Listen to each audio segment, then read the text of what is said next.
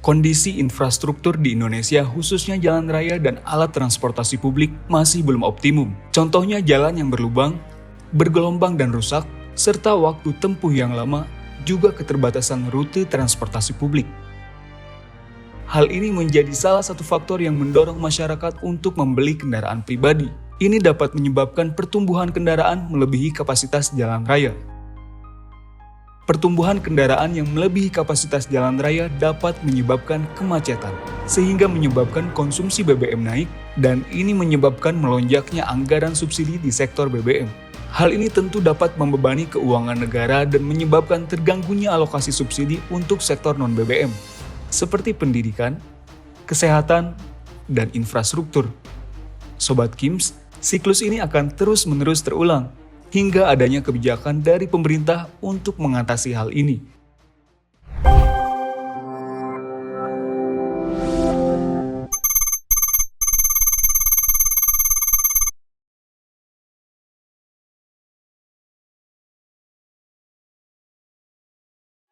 Walaupun Indonesia sering dianggap sebagai negara penghasil minyak, faktanya produksi minyak dalam negeri tidak mampu memenuhi kebutuhan konsumsi nasional. Sampai tanggal 15 April 2024, lifting minyak Indonesia hanya mencapai 576.000 barel per hari, atau hanya 90% dari target 2024, yaitu sebesar 635.000 barel per hari. Di sisi lain, konsumsi minyak di Indonesia terus meningkat. Bersumber dari ekonomi.republika, rata-rata kebutuhan minyak mentah nasional terus meningkat dan sudah tembus di angka 1,3 juta barel per hari, sedangkan produksi dalam negeri masih turun naik sekitar 600.000 bph. Untuk itu Indonesia bergantung pada impor minyak sekitar 700.000 barel per hari.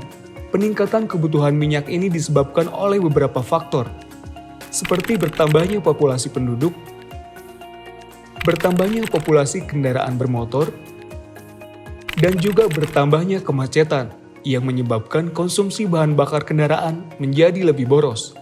Ini berarti bahwa Indonesia masih bergantung pada impor minyak untuk memenuhi kebutuhan energinya, sedangkan harga minyak di luar negeri bergantung pada kondisi dunia saat ini. Ini adalah tabel kenaikan harga Pertamax dari awal tahun 2023 hingga April 2024, dan ada kemungkinan di tahun selanjutnya akan naik dikarenakan bertambahnya populasi pengguna sepeda motor, sehingga kebutuhan kita akan minyak terus bertambah. Berbeda halnya dengan harga listrik yang tidak mengalami kenaikan secara keseluruhan. Ini adalah data kenaikan tarif listrik rata-rata untuk pelanggan non-subsidi di Indonesia dari Januari 2020 hingga April 2024. Sobat Kims, penting untuk dicatat bahwa kenaikan sebenarnya dapat bervariasi, tergantung pada golongan kelompok tarif spesifik pelanggan. Jika polanya terus berulang, maka dalam jangka panjang konsumsi minyak kita akan terus meningkat, yang artinya membawa beberapa konsekuensi. Pertama, kerentanan terhadap fluktuasi harga minyak global. Harga minyak di pasar internasional dapat berfluktuasi dengan cepat dan kenaikan harga minyak dapat membebani anggaran negara dan tentunya melemahkan nilai tukar rupiah. Yang kedua, menaikkan anggaran subsidi.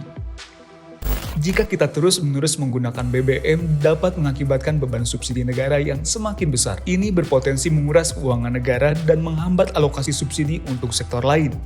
Salah satunya pendidikan.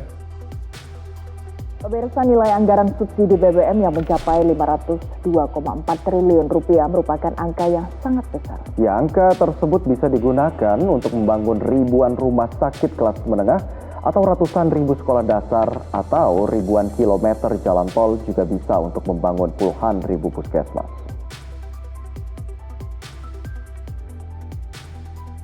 Yang ketiga, inflasi. Kenaikan harga minyak dunia bisa menyebabkan kenaikan harga barang dan jasa di Indonesia, yang pada akhirnya meningkatkan inflasi. Yang keempat, ketergantungan pada negara lain. Negara kita tergantung kepada negara lain untuk memenuhi kebutuhan minyaknya. Ini juga dapat membahayakan ketahanan energi nasional. Yang kelima, kerusakan lingkungan. Pembakaran minyak bumi menghasilkan emisi gas rumah kaca yang menyebabkan perubahan iklim dan kerusakan lingkungan. Ada beberapa opsi kendaraan yang memiliki potensi untuk membantu mengatasi permasalahan minyak di Indonesia, seperti kendaraan hidrogen, kendaraan baterai sodium, dan kendaraan elektrik atau listrik. Namun saat ini kendaraan elektriklah yang paling siap teknologinya untuk menjadi solusi dalam mengurangi jumlah impor minyak di Indonesia. Dan ini adalah beberapa keunggulannya. Mengurangi impor minyak.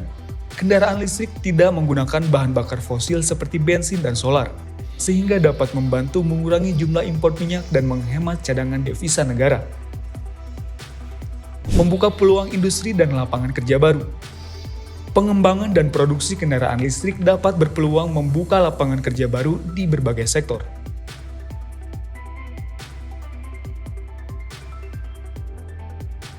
Mengurangi polusi udara.